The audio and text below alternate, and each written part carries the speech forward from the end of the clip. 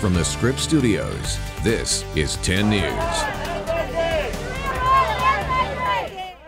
A tense scene erupts in Oceanside. Dozens of people marching in opposition to Islamic law. They face off with counter-protesters. Good evening, I'm Emily Thode. Vanessa Van Hefty has the night off. Today's protest is just one of dozens across the U.S. In Seattle, police arrested people after fights broke out. And new at 5, 10 News reporter Hannah Mullins is joining us from Oceanside. And Hannah, at one point, things got pretty heated. USA! USA! This group took a stand against strict Islamic law. To protect our Constitution and ensure that it stays here. We are tolerant, but I'm not tolerant to people who will hurt people for their beliefs. Linda Reedy talked about a culture of rape and murder. They commit female genital mutilation. They allow little girls to be married to grown men. Then we heard from people protesting them. Immigrants are welcome here! Yeah, we're all against that. She thought they were anti-Muslim, and some are. I don't really understand their message. She's like promoting people that would kill her. As they crossed paths just feet apart, they kept marching and shouting louder and louder. There is no Sharia law in America. That's not a problem. Answer my question. The messages on both sides seem mixed. That's ridiculous. We're not racist. Police pushed them apart, and they took a counter-protester down. The shouting match continued as two Muslim men spoke about freedom of religion. It's in the Constitution. I noticed two high school students and a Navy vet stayed back to have a frank discussion. What is your biggest concern of what this march is for? Anti-Muslim. I don't. Others followed, All that stuff is on an extreme fringe. and they all agreed on freedom of speech. That's my opinion. I have a right to that in America. Hannah Mullins, 10 News. USA! USA! USA! Another march against Sharia law at the site of the San Bernardino terrorist attack. People held signs, they chanted, they yelled, and they waved the American flag. In December of 2015, 14 people were killed, another 22 hurt when a husband and wife, inspired by ISIS, opened fire at the Inland Regional Center. They were later killed in a shootout with police. 3 U.S. soldiers shot and killed today by an Afghan soldier. The attack took place in the Achin district. That's where the U.S. military dropped the mother of all bombs earlier this year. That was to wipe out an ISIS cave complex. The Taliban is claiming responsibility for today's attack. The Afghan soldier was also killed. And Attorney Jeff Sessions getting ready to appear before the Senate Intelligence Committee. Tuesday, he's going to answer accusations from former FBI Director James Comey. Comey testified Sessions may have had a third unreported meeting with a Russian ambassador. Sessions has recused himself from the investigation into Russian meddling in the 2016 election. And back here at home, new information is emerging about a fire in the East Village that forced several people out of their homes. It happened at the crack of dawn. The scene unfolded on 19th Street. And as 10 News reporter Jessica Chen explains, investigators believe they know who started the fire. I was crying. I was hysterical. Christine Guerrero says she was so scared. The way it was burning, it looked like it was going to spark out to the next, and we're all old homes. She woke up to the smell of smoke billowing out of the house next door. Fire crews say it started in the backyard and traveled to the attic. That's all I kept thinking. All of us were going to go. The whole track was going to go because there was flames, fire flames. Fire crews told her and at least 10 other people nearby to quickly leave their homes on 19th Street. They were standing outside watching in disbelief. Just said, get your things, just don't get nothing, just go. That's all they said. Just get yourselves and go. Fire crews tell me they think homeless people might have started this fire. Now, I'm standing behind the house on this trail, and residents tell me they see a lot of homeless people back here, and they think they broke into the back of the house by crawling through that hole. We have such bad problems with the homeless. No one lived in the house. It took fire crews about 15 minutes to knock down the fire. It completely damaged the home's back, but no one was hurt. I was scared for all of them and all of us in the house. Christine says it was a close call. It's shocking because, it's a house that you've seen for 45 years, and all of a sudden it's burning like it's burning. In the East Village, Jessica Chen, 10 News. Still no word on what caused a brush fire to break out near a Walmart Supercenter in El Cajon yesterday. That right there, that's the scene from Sky 10. 13 acres burned along I-8 near Los Coches Road and Greenfield Drive. The freeway was even shut down for a bit. This morning, people reported flare-ups in the area, but fire crews knocked them down. The fire is fully contained and firefighters are still working to figure out how it started.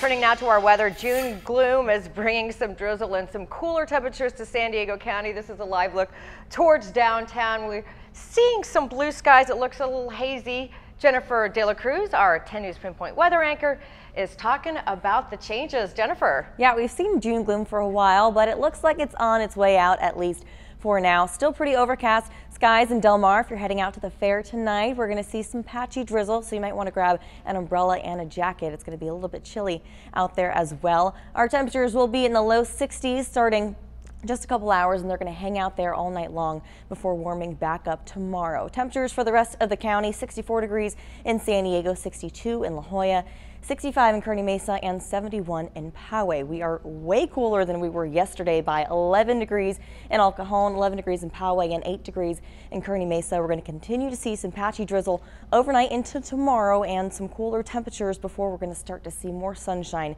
moving back in. Your evening planner on the coast will be at 64 degrees with some clouds by 7 o'clock tonight.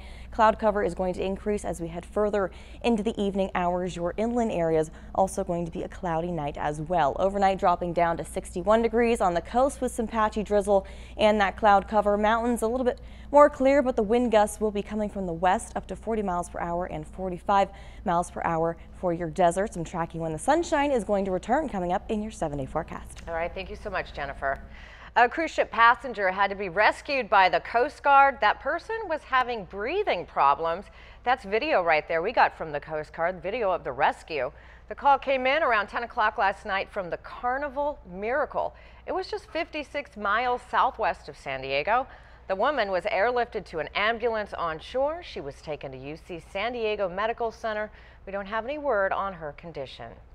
Part of our coastline inundated by sewage spills. Well, today it got a lot cleaner thanks to a group of volunteers. 10 News reporter Laura Acevedo is joining us from Imperial Beach with the cleanup effort. Laura? Emily, the cleanup ended a little over an hour ago, and people were walking up and down this beach wearing gloves and collecting trash in these recyclable bags, they say, to make their beaches a little bit more cleaner. Now, the event was actually sponsored by a Costa Rican-based beer company. They pride themselves in water conservation. Today, the cleanup was used to announce a partnership with the Surfrider Foundation. The foundation works to eliminate trash and sewage from the Tijuana River Valley. The beer company is donating money to the foundation, and that money is going to be used to hire a coordinator to stay on top of the border sewage issue, both here and south of the border. Volunteers worked up and down the Imperial Beach coastline and picked up anything that didn't belong in the sand. Really, it's a lot of things you wouldn't normally think about. Our most common items we see on the beach are like plastic utensils, straws, water bottles. So they're looking for anything that shouldn't be there.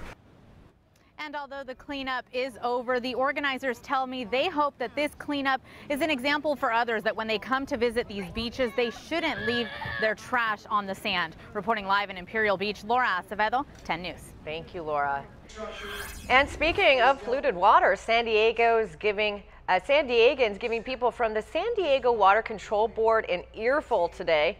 About 100 people showed up for an environmental symposium. The hot topic, the Tijuana River contamination.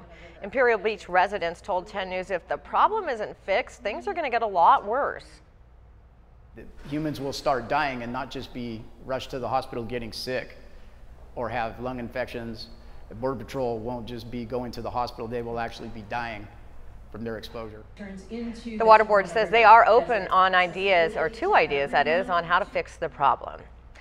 And San Diegans also rallying for clean energy today. Residents and local leaders got together at City Hall this morning. They're calling on Mayor Faulkner to move forward with the city's climate action plan. The plan aims to have 100% clean energy in San Diego by 2035. This all comes after President Trump's decision to pull out of the Paris Climate Agreement. That's why we're here today, to show that the state of California and the city of San Diego can continue to take action on climate, and we can, if the White House fails to lead on this issue, that we can step up and do it. City Council approved the Climate Action Plan in December of 2015. Little Italy looked more like a racetrack today. Local students competed in a soapbox derby. Today's event was part of the STEAM Festival. 10 News photojournalist Armando Aparicio captured the sights and sounds.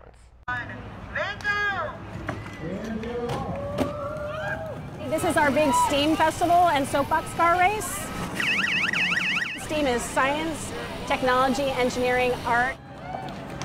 So the rules are, there's like a yellow line and you have to stay, two drivers have to stay between the lines, and if one driver goes there, they lose, they're disqualified.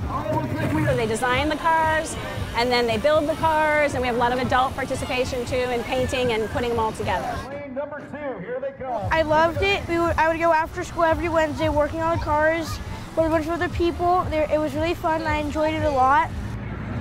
They had to go through the little training, get their little driver's license, and then they get to go. I was like, I hope nothing bad happens.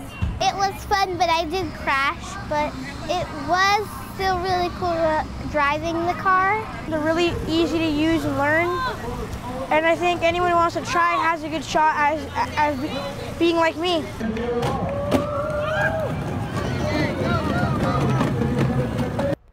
Today's event was part of a fundraising effort to raise $40,000 for Washington Elementary Schools' STEAM-related activities for next school year. A naval combat ship is now named after Gabby Giffords, the former Arizona Congresswoman nearly killed in a 2011 shooting. The USS Gabrielle Giffords was commissioned today in Galveston, Texas. The Littoral Combat Ship is designed to navigate in shallow coastal waters, detecting mines, quiet submarines, and fast boats. It will be home ported in San Diego. Caught on video the moment a serial killer was arrested after police found a woman he kept chained up in a shipping container on his property. Coming up, the chilling confession also released with that video. And why a flock of geese at Disneyland prompted a huge response by police and firefighters. 10 News is back in just 2 minutes.